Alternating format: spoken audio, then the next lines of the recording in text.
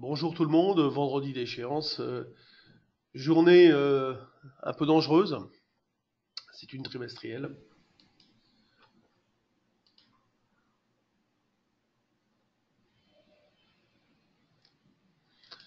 On aura donc tout d'abord l'Eurostoxx entre 11h50 et midi, et ensuite le CAC 40, enfin le DAX à 13h, pardon. Alors là, c'est une trimestrielle, c'est la moyenne entre 13h et 13h05, mais bon, le fixing de 13h05 comptant beaucoup plus évidemment. Donc là, faut toujours faire attention, faut jamais aller à l'échéance sec sur le DAX.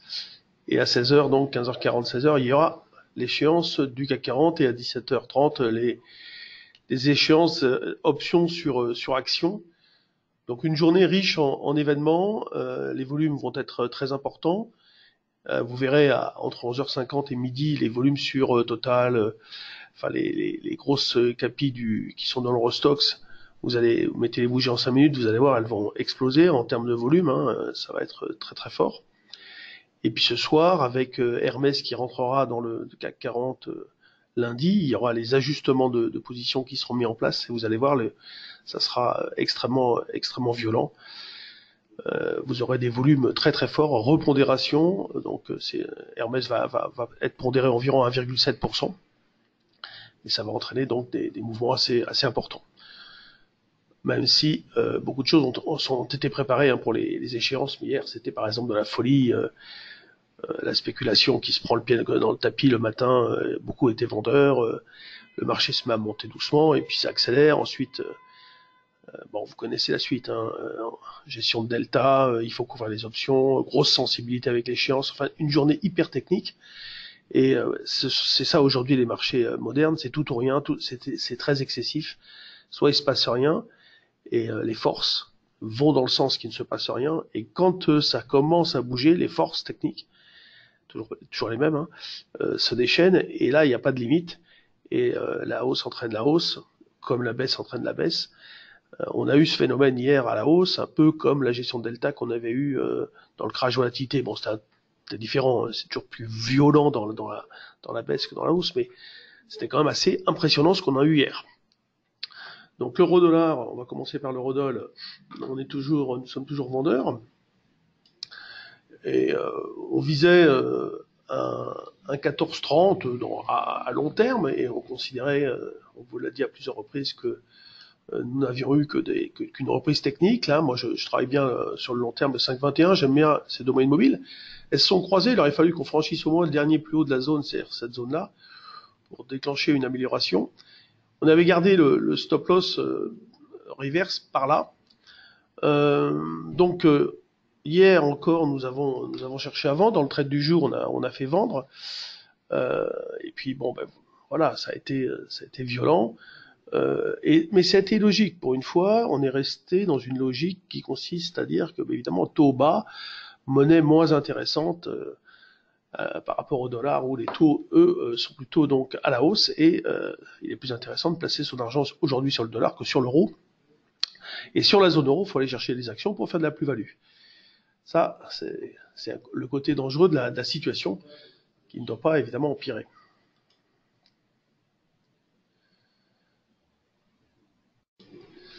Bon, prenons le DAX maintenant. Voilà, le DAX. Là, c'est en 2 minutes. Bon, moi, je suis acheteur, là. Ici, je sais pas où. Voilà, je suis acheteur ici. Je laisse porter avec l'échéance. On verra si on a un signal de vente à un moment donné. Le DAX, hier, a connu un mouvement extrêmement violent parce que le matin, évidemment, c'était pas joyeux. Il y a toujours en Allemagne des pressions assez fortes politiques, hein, assez fortes sur Merkel, et des rumeurs autour de la Deutsche Bank qui sont pas très bonnes. Et là, ça a été terrible parce que le matin, on n'est pas bien, le marché bon, ne fait rien. Il tenait plutôt correctement, mais il y avait des vendeurs à découvert quand même, avec tous ces news pas très favorables à la zone, à l'Allemagne, et derrière, du coup, des rachats qui ont provoqué une hausse assez extraordinaire. Et donc ce DAX qui s'est envolé littéralement, c'était assez impressionnant. Donc c'est toujours haussier. Après, on peut se poser la question du relais. C'est pas simple. C'est tellement confus. Il y a tellement de menaces. C'est-à-dire qu'en surface tout va bien, mais en profondeur c'est pas forcément la joie. Donc faut ok travailler à l'achat. Moi ce matin je m'étais mis à 87, j'ai pas été fait. Je voulais en racheter ici. Mais voilà, je cherche toujours à acheter le DAX, tendance toujours haussière. Maintenant le CAC 40, bah, est très confus également, grosse pression hier. Donc moi j'ai des positions essentiellement sur les options, telles que je l'avais préconisé sur BFM, en disant voilà, on peut par exemple vendre des futurs en étant couvert par des calls, etc. On peut être acheteur de calls juillet, par exemple, préparer des ventes futures, c'est ce qu'on va faire à l'échéance. Là, je vais commencer à vendre. Tout à l'heure, j'ai acheté des calls même sur juin pour préparer des opérations spéculatives. Mais vous voyez, je ne vais pas, je suis dans ce genre de configuration de marché, considérer que ce qui vient d'arriver va amener un relais régulier à la hausse. Je n'y crois pas. Donc, je vais plutôt avoir tendance à conserver un comportement opportuniste en privilégiant l'achat. Vous savez, je le répète tous les jours sur BFM à 10h30, j'essaye d'acheter le mieux possible. Bon, voilà, je sais, c'est vague, mais c'est toujours ça. Moi, c'est précis, j'ai des niveaux, c'est ce qu'on propose dans le trade du jour, bien sûr.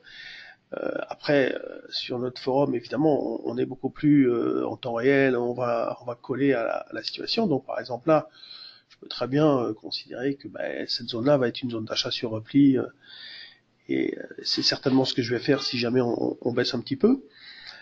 Bon, c'est vrai que maintenant, je vais plutôt travailler sur juillet. Je vais pas faire tout à fait, je vais faire la même chose si vous voulez, mais sur juillet, on a plus de temps pour laisser porter, surtout par rapport à des options. Mais ça, en pur intraday, je peux continuer à travailler donc des achats sur des petits replis, sur du micro-repli. Donc j'achète, je vends. Et puis voilà quoi, je le fais le mieux possible. Et quand j'hésite à acheter, j'achète des calls. Voilà, si vous voulez, c'est vraiment psychologiquement, techniquement, c'est un vrai plus, parce que aujourd'hui, avec des volatilités à 11, vous avez des calls qui sont vraiment pas chers. Et rendez-vous compte, vous achetez des calls pas chers et le marché il fait des trucs de cinglé. Alors c'est vrai, soit il fait rien et on arrive à accumuler des petits trucs, des petits écarts, soit on a son call et puis tout d'un coup ça explose et les calls qu'on a mis de côté, qu'on a gardé, qu'on a conservé dans une optique un peu plus long terme, ils multiplient par 4, 5. Voilà, il y a des calls par exemple sur échéance juin sur l'Allemagne. Hier ils ont multiplié par 10. Voilà, le matin il valait 20, le soir il valait 200. Voilà, c'est exceptionnel, bien évidemment, mais si vous faites 10 fois la mise et que de temps en temps vous perdez tous vos calls, c'est pas si grave que ça. Bon, sur les actions, moi je fais pas grand chose en ce moment.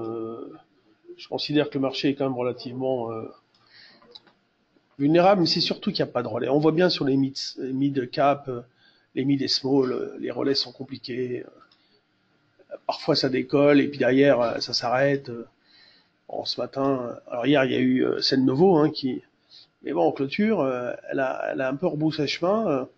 Moi je suis dessus, mais c'est vrai que hier elle a été un peu décevante. Vous voyez, elle a boosté fort, plus de 20 jusqu'au bout et puis à la fin elle s'écroule un peu.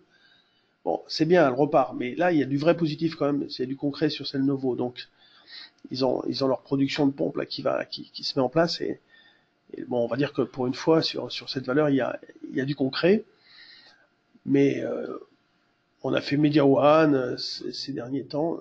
Là, je viens d'en vendre il y a 2 secondes. Là, au moment où j'ai fait une petite coupure, là, j'ai vendu du Media One. Mais je l'ai remplacé par le bon de souscription. Vous faites MDW. Alors, vous l'avez pas partout, ce bon de souscription. Voilà, c'est là.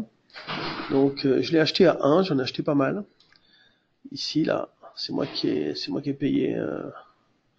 J'en ai fait 20 000 ce jour-là. J'en ai refait 15 000 ici à 1,30 là. Ici, j'en ai fait. Bon, voilà. Et en fait, ces bons de souscription vous permettent de souscrire à une action Mediawan à 11,5 jusqu'en 2020 avec 2 bons. Donc, vous voyez, il surcote même pas, il décote, ce qui est incroyable. Donc, aujourd'hui, c'est vrai qu'il est préférable d'acheter ce bon et de vendre l'action éventuellement. En tout cas, si on en a, moi aujourd'hui, je vends mon action parce que j'en avais acheté à l'époque et je l'ai remplacé donc par ce bon de souscription et avec la même quantité d'argent, évidemment, on peut être potentiellement acheteur d'un nombre important de Mediawan. Bon, enfin, moi je suis dessus en tout cas. Voilà, c'est pas, je vous dis pas qu'il faut absolument le faire. Hein. Alors Soitec, ah bah voilà, elle remonte. Hier Soitec, elle faisait un peu la gueule. J'ai pas compris. Et puis regardez aujourd'hui, voilà. Et c'est ça, ces mouvements violents où ça part à la baisse, où ça part à la hausse. Je comprends. Soitec hier a annoncé des chiffres qui étaient corrects. Bon, je me suis dit tiens, il est mal interprété. Bon, ben ce matin ça explose. Allez savoir pourquoi, c'est comme ça.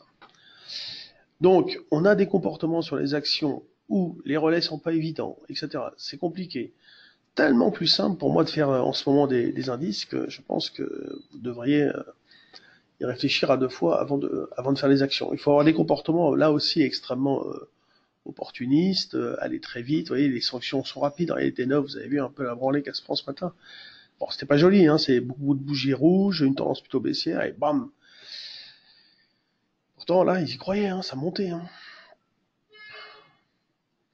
Non, donc sur les actions, vraiment, on peut pas être aussi systématique, régulier que sur les indices. C'est pas possible. Bon, aujourd'hui, c'est moi qui ai fait le point. Mathieu est parti en vacances quelques jours. Achat limite exécuté. Donc, voilà, je fais des calls, vous voyez là à l'instant, tac, 10 calls.